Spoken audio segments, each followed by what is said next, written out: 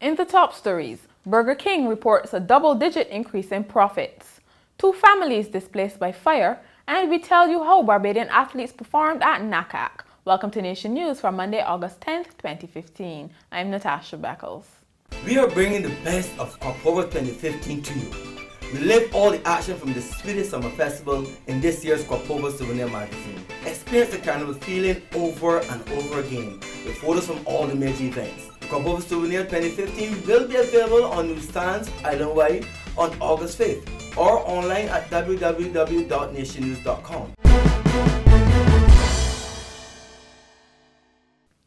It seems Barbadians do love burgers after all. Fast food restaurant Burger King is reporting a 20% increase in profit over the past year, and company officials attribute this to an emphasis on customer service and catering to local tastes. General Manager Ryan Walters said the restaurant has been working with the TVET Council to improve customer service, and this has led to increased consumer traffic. Meanwhile, Director Everett Eastman says burgers are the best-selling item on the menu, although chicken on the bone accounts for 12 to 15% of sales. He was speaking at the official opening of the restaurant Sheraton Branch, the 4th outlet since the company came to Barbados in 2013. Gun violence has reared its head again, leaving 1 man dead and more than 10 people injured or hospitalized in the past 3 weeks. The latest incident occurred on Sunday night on Spring Garden Highway near Wisers on the Bay. 1 man, who was said to be an innocent bystander, was shot in the foot as 2 rival groups clashed. He was taken to the Queen Elizabeth Hospital for treatment. The home of Peter Ward, a foreman with C.O. Williams Construction, was also shot at early Saturday morning. 30-year-old Dwight Holder was shot and killed early Friday morning when 2 groups clashed in Waterford. Housing Minister Dennis Kelman has dismissed a suggestion that Barbados open the door to more Caribbean workers. The recommendation was made on Sunday night during the latest in a series of community meetings on housing and sustainable urban development. Mr. Kelman said Barbadians first need to become more productive. I've heard many people speak about people coming to Barbados to work when we should be doing it anyhow. But there's nothing wrong in bringing labor that you need. But there's something called a social cost. And sometimes we do not realize that the productivity that we speak to, that we do not increase the productivity to suit the social cost. As you know, the social cost involves health, it involves housing, it involves education, it involves transportation. We are 166 square miles. And we have to appreciate that if we need to solve this problem, that we first need to ensure that we become productive first. And after we do everything to make our people productive and it doesn't work, then we need to look at the second option. Meantime, architect Tyrone Mapp proposed that authorities take a serious look at the sizes of homes being built privately in urban areas. There are several examples where there are many persons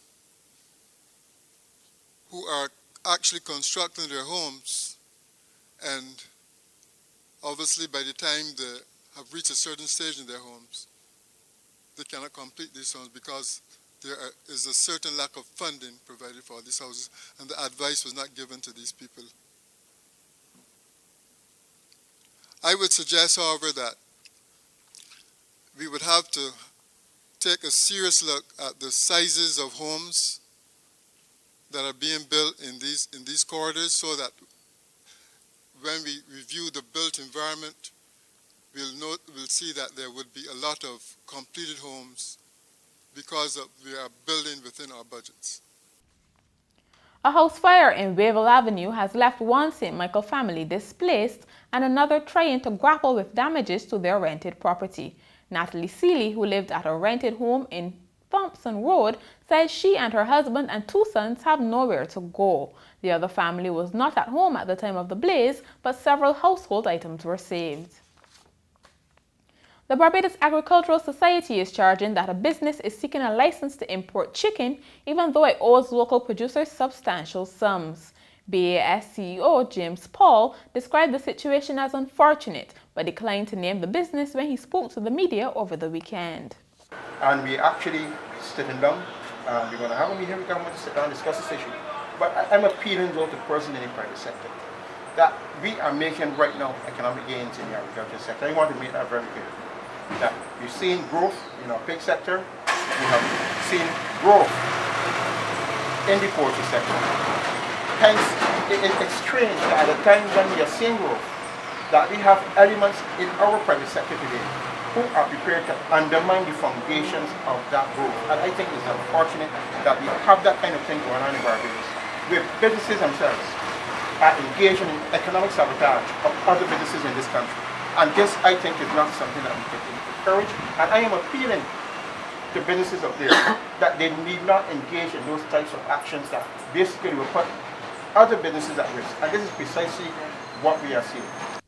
President of the Barbados National Trust, Dr. Carol Watson, has expressed shock at the level of deforestation at Churchyard Beach, which is adjacent to Sandals Barbados Resort in Dover, Christchurch. He said while he was not against development, nature must be respected.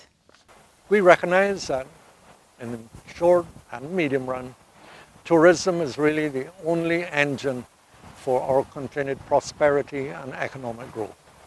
So we welcome the Sandals development.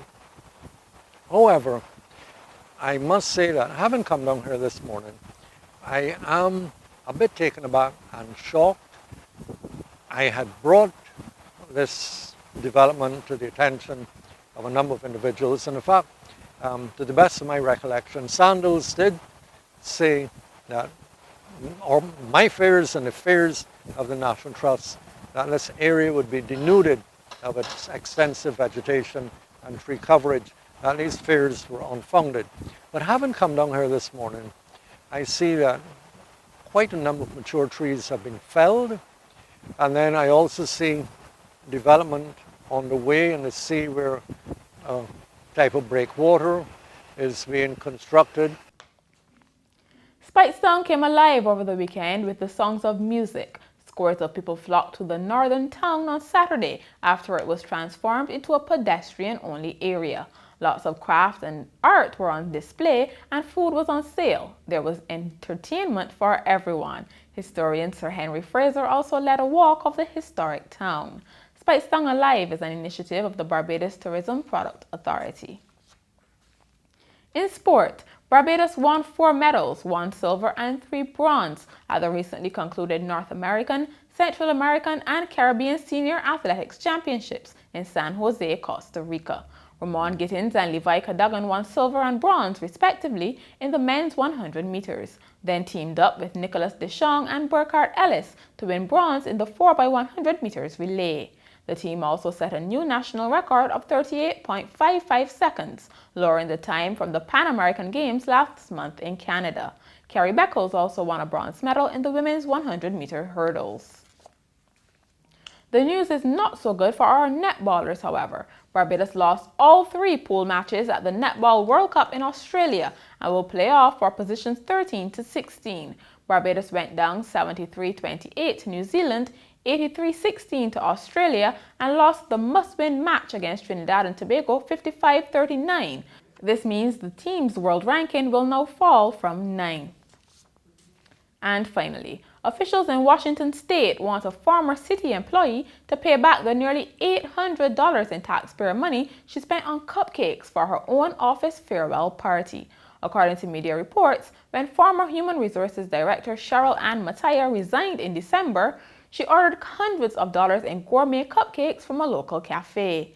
City Manager Tony O'Rourke says the spending was a gross misuse of taxpayer money, but Ms. Mattia maintains it was a legitimate expense, although there was a misunderstanding when the order was placed. Mr. O'Rourke says the city could take Ms. Mattia to small claims court to recoup the money. And that's where we end Nation News for Monday. For more, log on to nationnews.com as well as YouTube, Facebook, and Twitter. Remember to pick up your Daily Nation on Tuesday or subscribe to our e-paper. Thank you so much for joining us.